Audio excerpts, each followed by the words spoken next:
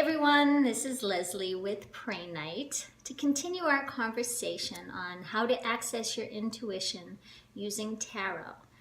And today I want to take another particular card and talk to you about the card's meaning and show you the cards so that you can see how you would interpret them, and also give you some tips and tricks and some books as reference guides that you might find helpful on your journey learning tarot. So the Six of Swords. Swords typically means your mental activity. And the Six of Swords particularly is always moving in a forward direction or thinking about the future and what you want to do. If I were to relate it to astrology, I always look at the Six of Swords as Mercury in Aquarius. I'm not sure what the typical or the traditional meaning is in astrology for that particular tarot. I do have a book on tarot and astrology, but I can't find it. I think it's downstairs, locked away, packed away in a box in the basement. I will try to get it and show it to you in a future video because it's really interesting. It shows you the different cards and how it relates in astrology. But personally, I always look at it as Mercury in Aquarius because Mercury is the planet of communications. Swords is anything mentally related, communication, and looking to the future to me is an Aquarian thing, looking to the future. So I've picked 4 different decks that I want to show you how each deck, how the Six of Swords is represented in each deck, and let you look at the card and try to see what it brings up for you so that you can try to access what the card makes you feel. And I'm going to start with 2 decks that I think represent it in the traditional way. And the first one is from the Anna K Tarot. I always liked this card in this particular deck. And this is the Six of Swords in the Anna K Tarot deck. And if you look at the picture there, you can't really see the faces. But you see that 2 people are headed into a cloudy, foggy future. Not sure what's in where it is they're headed. I mean, you can see some trees in the future. But you don't really know where they're headed. It's like open water. And you can see that where they're coming from here is, it's rocky or bumpy. And then here it doesn't look so much. It looks smoother up there. And you see the swords are packed in this person's back. It almost looks like there's a child. It looks like, I get the feeling of female here in this card, and I see a small male is how I would look at that. But this is a good representation for what the Six of Swords is. It's all about somebody wanting or thinking about their future and sometimes wanting a better, smoother, as you can see the water in there was smoother, a smoother future, but not really knowing where it is that they're going. Having it be swords is sort of, it could work out in the reading as a worry of the future. You know, there's another card, and I can talk about that later, which better represents anxiety, which would be the Nine of Swords. The Six of Swords to me could be worry because it's the fear of the unknown. That's how I would look at it in certain readings, not all readings. Sometimes it's just you charging ahead, thinking and planning. Mercury can also be the planning. Swords, I mean, can also be the planning of the future. The Six of Swords could be planning your future as well. So there's lots of ways you can interpret it. Again, as I get into later in this session, I will show you some spreads and some ways that you can interpret how these cards sit together. And again, using your intuition as a guide. You can analyze this card all day long. You can actually get lost in it. I think that's what's fun about tarot, is you can actually get lost in it. But using tarot, you'll be able to tap into that inner feeling and that intuitive self that you have, so that you can sort of, when you're working on yourself or with other people, you know, you can practice with your friends, you can see what comes up for you with others. Sometimes with yourself, it is difficult because it's always hard when we try to think about what's going on in our own lives. We're too close to it in some sense. But anyway, so that's the Anna K Tarot deck. And I like that representation.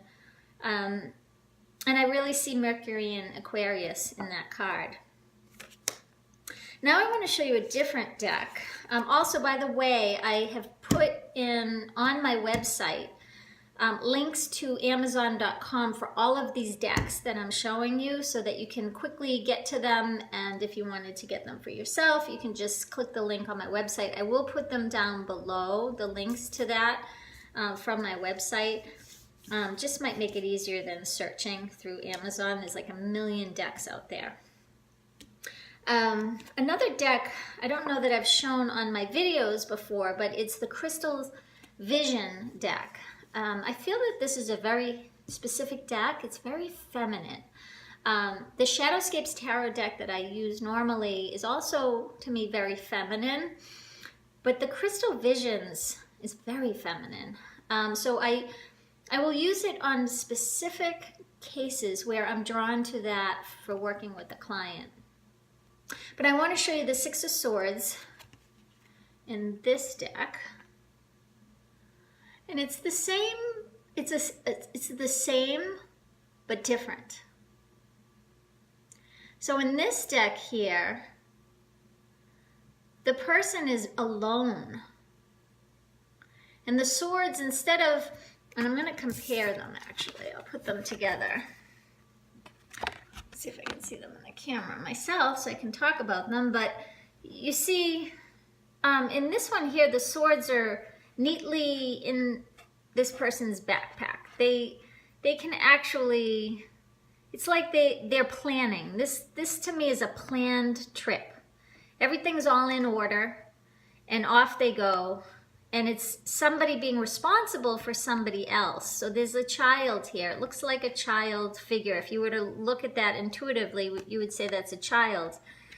In this card here, this girl is, obviously it's a female, but you can see the swords are sort of all over the place. It's sort of scattered. And they're looking out to the future here, but you know, you see these birds. And if you tap into this, you can right away see the difference of what that would mean in that deck. And if I were to look at that by itself, I would look at scattered energy of sort of kind of confusion or dread of what's on the other side. Miscommunication could be here, crossed communication. There's all kinds of ways you can look at this, but just the feeling itself, when you tap into your intuition, you can see that and feel from this card, it's a totally different feeling. This person's alone. What do I do? Where do I go? Oh, geez, the sun is setting and there's nothing really out here. Even though both of them, that you really can't tell what's in the forefront, here it's sort of, kind of gives you this guttural feeling that there's a worry or an upset or confusion around the future. Versus this one, planned, packed, ready, have the kids, we're done with this. We're done with this rockiness in our life, and we're heading, we don't know where we're heading, but we know it's going to be better than where we're coming from. This person is just unsure of the future. Unsure, confused. I look at these swords and say, this is confusion. You know, maybe confusion of ideas, what you want to do. Maybe it's something that this person needs to really think through better. And that could be something that would be an issue for them. So just to give you an idea of each different card and how just having it the Six of Swords is one thing, but how each artist interprets it differently. So now I'm going to bring in two totally new cards. I don't think I've ever talked about either of these cards, but they're both very close to me. I use these cards a lot on with myself, on my own readings. One of them is kind of, I want to say it spooks people. It would spook people out. So I try to be careful when I'm working with clients on what decks I use, because some of the images can be dark, or it can be could almost look violent. And when I do my own readings, I need that, because I need to get through the shadow of whatever I'm working with. And for me, that's how I do it, is to really dig deep and try to find that shadow side to get it out of me, because I'm so close to it. I need more of an impact. And if it's too light and fluffy, it's not gonna mean anything to me. So the next one is the Tarot of the Hidden Realms. This is like based on the fairies, and it's all people. Whereas the cards I just showed you really are around situations. So when you're learning tarot, I feel that those are the best cards to start out with, because they have a situation around them. So you can really, it helps you tap into it. But once you start working with tarot and really understanding your own intuition better and able to tap into that, you can sort of move on, and you wouldn't need cards that were so descriptive. Some people actually look at cards that it's an abstract art, and I'll show you some of those cards in later videos, but those don't really say much. So it's harder for somebody who's new to tap into their intuitive guides with just an abstract formation. So this next one is the Tarot of the Hidden Realms, and this is the Six of Swords, and it is, again, similar yet different. So you can see there's another woman in it. So you can see this is geared towards women. These three decks have interpreted it as women. But if you look at this card, and I'm going to hold it up next to the Crystal Vision, you can see the difference of interpretation here. And the reason I'm comparing these two is because they both are women alone looking into the future. But as you can see in the Crystal Vision, it's very dark. You can't see her face. The swords are all over the place. Confused, lost, maybe feeling hopeless, worried. This person here is hopeful, dreaming, looking for the future, as if, and you see her face, and you can sort of, people are really good at, looking at other people's expressions, and sort of you get an intuitive, anytime you meet somebody, you pick up the visual cues of their expressions and their body language, sometimes without you even realizing it. But here in this card, you don't see any swords. Let me just look at it closer here. It almost looks like it almost looks like this on her head is a sword representation here. Almost like she's letting life happen the way it's meant to happen and looking forward to the future. I mean, if I pulled this card for somebody, I would have a very different outlook for their future or I would have different messages to give for each of them, as you can see yourself. Okay? All right, so those are all fairly similar. That was the Tarot of the Hidden Realms. And again, I have the links to get these cards, any of these decks, if they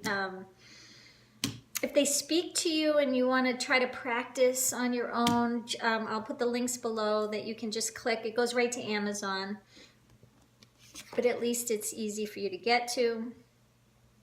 Now I'm going to go to a totally different deck. I wanted to throw something different in here, and this is a deck I use a lot for myself. It's the Tarot of the Vampires. Very deep, very dark, not for everybody. It'll bring things up for you that it just depends on how you like to work things out. I never use it on clients. Unless, I've never used it on clients, but if I feel that somebody is up to it, if I have a client I think that can handle it or needs it, I would do it. But I would have to have a relationship with that client for a while before I would bring this deck out. Because if you're just looking at the cards themselves, they're not pretty, sometimes they're pretty violent. So this is how in the Tarot of the Vampires, the Six of Knives. So in each deck, traditionally it is the swords, but some decks use have other names. And this particular deck, they use it as knives instead of swords. So in this deck, totally different. There's a male. And the bird is right on his shoulder. And the knife is pretty big compared to what you saw in the other ones. And he only needs one.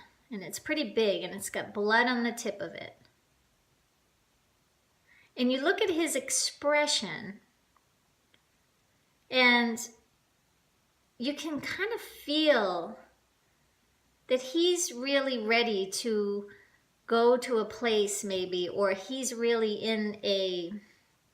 he's right up there with that raven. This is an intense look at the future. So this could actually be somebody who is intensely, focused on the future, or has like a vengeance, like, I've been hurt. If you look at this card here, this person's coming from a rocky past, going into smoother, looking hopeful. And when you look at this card, there's nothing hopeful in this card. Can you feel that? When you look at those cards, this is what intuition and opening and accessing your intuition is all about. The feeling you get when you look at each picture and how to interpret it based on the standard meanings of Six of Swords, looking into the future and thinking about the future and what the future may hold for you, or for whoever you're doing the reading for. So you can see how each one, and I'll hold them all up together, if I can do this in the camera. 3, 4, I just picked 4. And again, this is Tarot of the Vampires, Anna K. Tarot, Six of Swords, Tarot of the Hidden Realms, and the Crystal Visions. And as you can see how using different decks can make the reading come out differently or give you different feelings for whatever's going on in the person's life. And a lot of times before readings, especially if there's something that needs to come up, I will actually, before the reading, sort of come up. I usually wake up in a dream. If I have the reading the next day, I'll have a dream of the deck or know exactly. It's like I work it out in my sleep. And then I'll bring it to the client with a couple of options for them to pick, because I never want to push a certain deck, but sometimes I feel them out. And every time I do that, they always pick the deck that I knew they should be having a reading from. Because a lot of times there's a certain message that people need to hear, and the deck is part of that. As you can see, just from looking at the same card in different decks, what different feelings that they give. Okay, so that was the Six of Swords. And now I just want to share a couple of tips with you. If you are interested in doing tarot for yourself or exploring it more, the one thing that is really helpful to do, and that is having a journal, a tarot journal, especially when you're learning. And in my last video, I shared with you the 78 Degrees of Wisdom by Rachel Pollack. That particular book is very helpful in kind of giving you an idea. It's more of a reference book. I mean, it's not something you're going to sit and read cover to cover, even though I think I did when I first started tarot, just because of the curiosity's sake and just excited about learning it. But it gives you the traditional meaning for each of these cards. And then as you can see, each representation, and again, that's based on the original Rider-Waite Tarot deck. The decks that I'm showing you are interpretations of that, so they're very different. But you can do a journal anyway. I also do a lot of art and drawing, so for me, I'm visual, so I need to draw it, but I'll just show you an example of a journal that is just a page. I would pull a card a day, and for me, I would just pull the card and then write what it is. And then of course for me, drawing a photo of the card, drawing a picture of the card was helping me really feel what I was experiencing with the card. And then I would just write down either the meaning from the book or what I thought the representation was. And then every day would be a new page.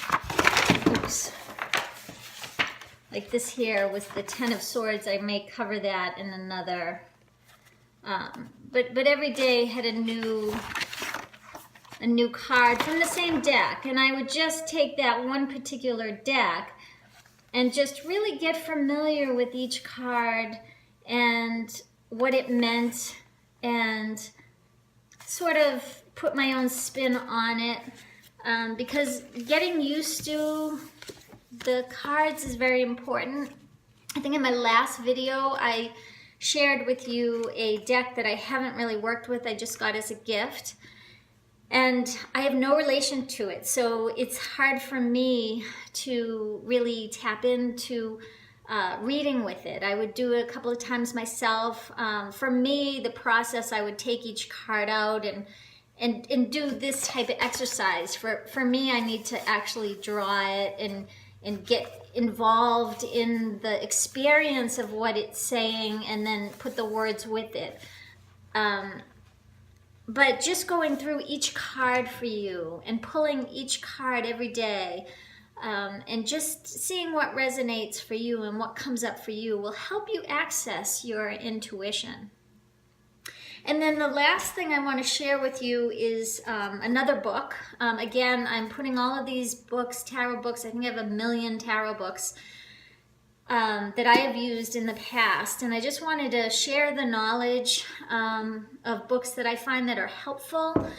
This particular one is Tarot 101. This might have been one of the first books I got to really, the name said it to me all. But this one's a good one because it has like workbook. It's a workbook, so it has exercises in it, and kind of can guide you along tapping into that intuitive side. And again, this is on my website. I'll put the links below so you can just access it right off of Amazon, but I'll put the link for that, so if you are interested in that. And that is by Kim Huggins, Tarot 101. I don't even know if I read it all. It looks like I have a bookmark here, so I might have stopped halfway through. I kind of do that. I think I own every tarot book that was ever made because I really dove into tarot. I started out in astrology, which is my true passion, but tarot sort of is taking over for me because it's opened up a huge insight into everything. And I feel that it's a fantastic tool. I've been able to work with many people and connect with many people all over the world. And it's just amazing how something that has been around for ages and is sort of taken on a life of its own. And so I just think, if anything, for self-awareness and to open your intuition, is a wonderful tool. So I hope this was helpful for you. Please leave me any comments you have, what you like, what you don't like, what you'd like to see more of.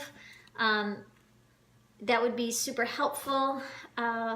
Anything that you want me to cover, if it has to be in regards to tarot or astrology, I'd love to hear what you would like to hear about. And if I have knowledge of it or have any kind of insight, I will definitely do a video on it. And I want to thank you again for watching and liking and sharing my videos on YouTube. And please subscribe to my YouTube channel. And remember to follow me on Facebook. I'm probably more on Facebook than I am on Twitter. I do post a little bit on Google+, but mostly Facebook. I will try to do more on Facebook. It's just hard to do something every day. I'd love to pull a tarot card every day, and I love to talk about where the moon is on that day. If I can find a way that I can get it into my schedule, I definitely would. And if you find it helpful, even better, because I don't want to just do it just to do it. So I hope you enjoyed this, and I will see you next time. And remember, if you want a personal reading or you want any of the books or cards that I've shown you on these videos, go to PrayNite, that's PrayNite.com. Okay, see you next time. Bye-bye.